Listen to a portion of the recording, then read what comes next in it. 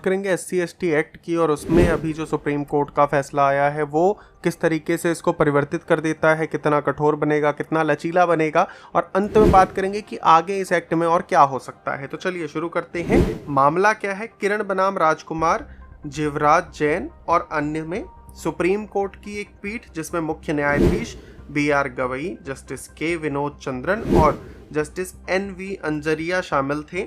इन्होंने Bombay high court के उस आदेश को रद्द किया जिसमें महाराष्ट्र के धाराशिव जिले में SC/ST एक्ट के तहत एक जातिगत अत्याचार मामले में आरोपी को अग्रिम जमानत दी गई। सुप्रीम कोर्ट ने जोर दिया कि SC/ST एक्ट की धारा 18 में स्पष्ट रूप से CRPC की धारा 438 के तहत अग्रिम जमानत देने पर रोक है जब प्रथम दृष्टया अधिनियम के तहत अपराध का मामला बनता हो। यह रोक SC/ST समुदाय को जातिगत अत्याचारों से बचाने और सामाजिक न्याय सुनिश्चित करने के लिए है।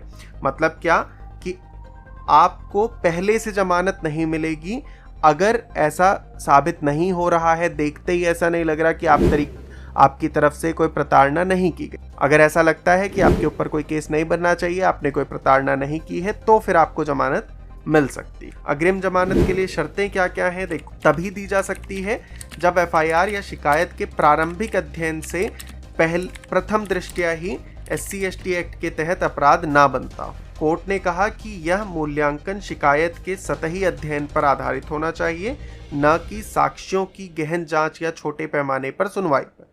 ठीक है कि पहले ही जो पुलिस अपनी प्राइमरी इन्वेस्टिगेशन करती है, प्राथमिक जांच करती है, उसमें ही अगर स्पष्ट हो जाता है कि ऐसा कोई मामला नहीं बन रहा है, SC/ST एक्ट नहीं लग रहा है, तो फिर वहां पे जमानत दी जा सकती। उदाहरण के लिए यदि शिकायत में जातिगत इरादे का अभाव हो, ये निराधार हो, तो अग्रिम जमानत दी जा सकती है। चलो अब इस मामले के बारे में भी जान लेते हैं।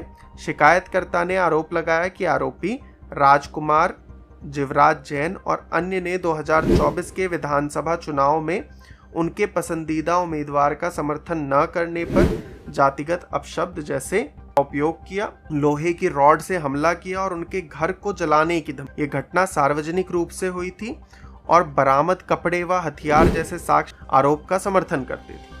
सुप्रीम कोर्ट ने पाया कि बॉम्बे हाई कोर्ट ने अग्रिम जमानत देकर क्षेत्राधिकार की त्रुटि की, क्योंकि शिकायत में SC/ST एक्ट की धारा 31O और 31R, 31S और 31WI के तहत प्रथम दृष्टया मामला बन रहा था। साथ ही जो भारतीय न्याय संहिता 2023 की धाराएं हैं वो भी लागू थी, इसलिए अग्रिम जमानत रद्द कर दी गई। अब तर्क क्या है इसमें?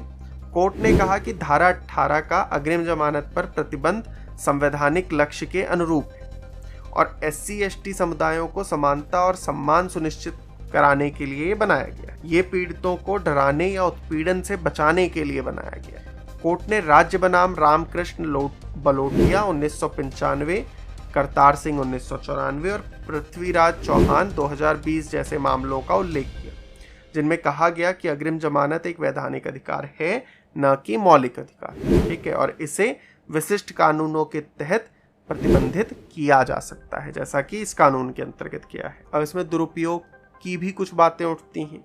कोर्ट ने स्वीकार किया कि यदि शिकायत प्रथम दृष्टया दुर्भावनापूर्ण हो या जातिगत आधार के तत्वों का अभाव हो तो अग्रिम जमानत दी जा सकती है, लेकिन इस मामले में ऐसा नहीं। तो ये जो सुप्रीम कोर्ट का अभी आदेश है SC/ST एक्ट के तहत, वो अग्रिम जमानत पर सख्ती को दोहराता है, विशेष रूप से 2018 के संशोधन के बाद, जिसने प्रारंभिक जांच या गिरफ्तारी के लिए पूर्व अनुमति की आवश्यकता को हटा दिया। कोर्ट ने यह भी स्पष्ट कर दिया है कि अग्रिम जमानत केवल तभी दी जा सकती है जब शिकायत में प्रथम दृष्टया अधिनियम के तहत अपराध न बनता। कमेंट में आप अपनी राय जरूर बताएं। आपके साथ यदि ऐसा कुछ कभी घटित हुआ है या आप इससे प्रताड़ित हुए हैं तो वो भी आप कमेंट में जरूर बताएं। वीडियो अच्छा लगा हो लाइक कर दीजिए, चैनल पे नए हैं सब्सक्राइब कर लीजिए। इसी तरीके की अन्य वीडियोस के लिए मिलते हैं आपसे नेक्स्ट वीडियो में। तब तक के लिए अपना और अपनों का बहुत सारा ध्यान रखिए।